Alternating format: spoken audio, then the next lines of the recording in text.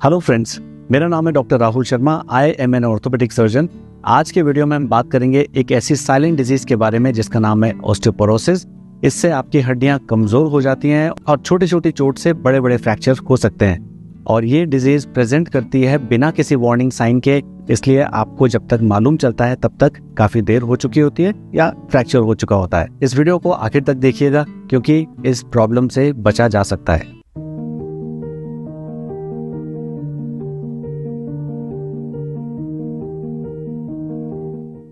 आइए जानते हैं ऑस्टियोपोरोसिस का मतलब आखिर होता क्या है। ऑस्टियो मतलब हड्डी और पोरोसिस मतलब वीकनिंग। तो बोन की वीकनिंग का प्रोसेस मतलब कि बोन का कमजोर होने का प्रोसेस को हम ऑस्टियोपोरोसिस कहते हैं। इसमें हमारी हड्डी की जो डेंसिटी है वो बोन मिनरल डेंसिटी, जिसको हम कॉमनली इस नाम से जानते हैं, वो डेंसिटी कम हो जाती है और हड्डियां खोखली होने लग जाती है।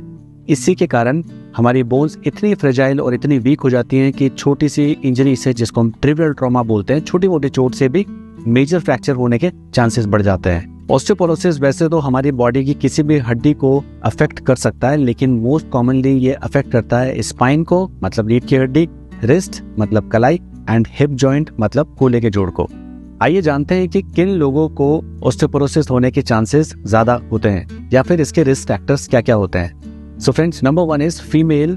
All females more than 65 years old, all males more than 70 years old, या फिर वो फीमेल्स जिनको अर्ली मेनोपॉज आया है और साथ में उनको लो बॉडी वेट होता है या फिर उनको पहले कभी फ्रैक्चर हुआ है, जिन लोगों को रूमेटॉइड आर्थराइटिस जैसी प्रॉब्लम है, या जो लोग स्टेरॉइड कंज्यूम करते हैं specially more than 5 milligram per day for more than 3 months, इन लोगों को रिस्क ज़्यादा होता है।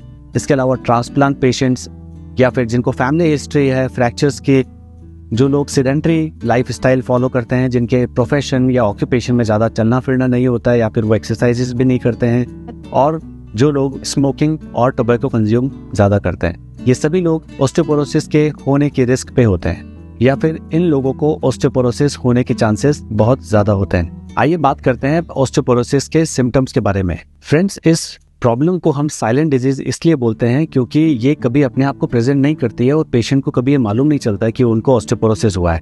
इसलिए हमें कुछ वार्निंग साइंस हैं जिनको ध्यान में रखते हुए हमेशा इस चीज़ के बारे में कॉशियस होना चाहिए, सावधान रहना चाहिए कि अब आपको डॉक्टर को दिखा लेना चाहिए। आपको अगर सिम्टम्स आते हैं जैसे कि लोअर बैक एक जो काफ़ी दिनों से जा नहीं रहा है, या फिर एज के साथ साथ आपका आगे झुकना या फिर आपकी हाइट कम होना, आपने देखा होगा कि आपके घर के एल्डरली मेंबर्स जो हैं वो आगे झुक के चलते हैं और उनकी हाइट भी आपको कम लगने लगती है, दैट मीन्स कि उनको रीढ़ की हड्डी का कोलैप्स फ्रैक्चर होने लग गया है ऑस्टियोपोरोसिस की वजह से। आपको इन सभी साइन एंड सिम्टम्स के बारे में अवेयर रहना है और अपने डॉक्टर को जल्दी से जल्दी दिखाना है। अब बात करते हैं ऑस्टियोपोरोसिस के डायग्नोसिस के बारे में। तो फ्रेंड्स, ऑस्टियोपोरोसिस का डायग्नोसिस होता है डेक्सा स्कैन से। ये एक पेनलेस इन्वेस्टिगेशन है जहाँ पे आपकी बॉडी को स्कैन किया जाता है और ये देखा जाता है कि आपके बोन्स के अंदर जो डेंसिटी है वो कहीं कम तो नहीं हो रही है। इससे हमको ये मालूम चलता है कि आपकी बोन्स कितनी वीक हैं और आपको किस तरीके का ट्रीटमेंट देना चाहिए। अब बात करते हैं कि किन लोगों को बोन डेक्सा स्कैन करवाना चाहिए। तो friends, National Osteoporosis Foundation NOF के गाइडलाइंस के अकॉर्डिंग जिन लोगों को बोन डेक्सा स्कैन करवाना चाहिए वो हैं females more than 65 years old, males more than 70 years old, या फिर जिन फीमेल्स को अर्ली मेनोपॉज आया है तो उन फीमेल्स में अगर लो बॉडी वेट है या फिर हिस्ट्री ऑफ फ्रैक्चर है तो उन लोगों को बोन डेक्सा स्कैन करवाना चाहिए। रूमेटॉइड आर्थराइटिस के पेशेंट्स या फिर जो लोग स्टेरॉइड कंज्यूम कर रहे हैं मोर than 5 milligram per day for more than 3 months, उनको भी करवाना चाहिए। एंड ट्रांसप्लांट पेशेंट्स जो कि ऑस्टियोपोरोसिस के रिस्क पे होते हैं, तो इन सभी पेशेंट्स को बोन डेक्सा स्कैन करवाना चाहिए। अब बात करते हैं ऑस्टियोपोरोसिस के ट्रीटमेंट के बारे में। तो फ्रेंड्स, ट्रीटमेंट बहुत सिंपल है। इसका ट्रीटमेंट है अवेयरनेस। अगर आपको ये मालूम है कि आपको ऑस्टियोपोरोसिस के जैसे सिम्टम्स आने लगे हैं तो आप कुछ बातों को ध्यान में रख के आप ऑस्टियोपोरोसिस से बच भी सकते हैं। Number 1 thing is your diet. Always take healthy diet which is rich in calcium and vitamin D. Calcium rich diet के लिए आप डेयरी प्रोडक्ट्स जैसे कि दूध, दही, छाछ, पनीर, योगर्ट को आप कंज्यूम कर सकते हैं और सभी मिनरल्स भी उन सब डाइट्स में होने चाहिए। Antioxidant diets should be consume.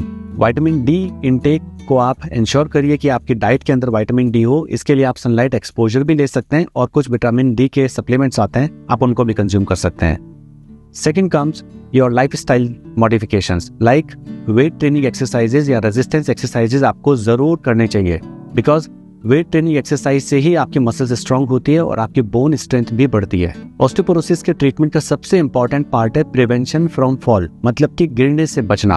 और ये आप तब बच सकते हैं जब आप कुछ बातों का बहुत बेसिक तरीके से ध्यान रखें, जैसे कि कमरे में लाइट सफिशिएंट होनी चाहिए, सरफेस आपके स्लिपरी नहीं होनी चाहिए, बाथरूम्स के अंदर एंटी स्किड मैट्स यूज करनी चाहिए, चप्पल या शूज आपको इस तरीके के पहनने चाहिए जो स्लिपरी ना हो, और एक डिम लाइट हमेशा अपने बाथरूम में आप जला के रखिए।